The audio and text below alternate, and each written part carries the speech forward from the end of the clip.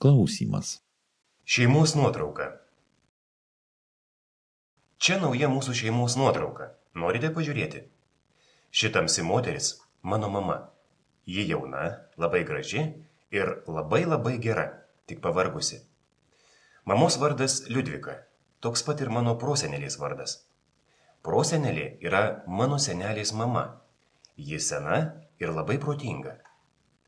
Mano mama vertėja. Ji verčia iš ispanų kalbos į lietuvių kalbą. Dabar mama prie knygų sėdi nedaug, nes mano broliukas Linas dar labai mažas. Jis nemėgsta būti vienas ir dažnai verkia.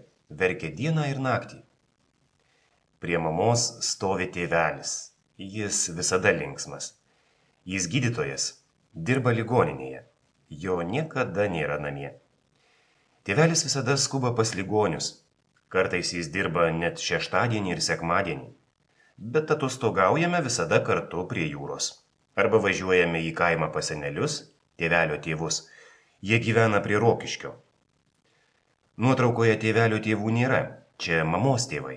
Seneliai nedirba, jie pensininkai. Senelis mėgsta žiūrėti televizorių. Senelės draugė Filomena skambina kasdien. Jos kalba, po to jos susitinka, eina į kavinę arba į parką ir vėl kalba. O čia mano sesės, viena Onutė, kita Margarita.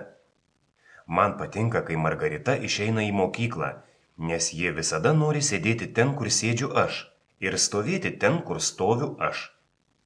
Onutė dar neina į mokyklą. Ji labai myli lėlę Martyną.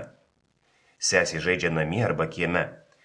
Kartais ji padeda prižiūrėti broliuką. Onutė labai panaši į tėvelį, ar ne? Į ką panašus aš?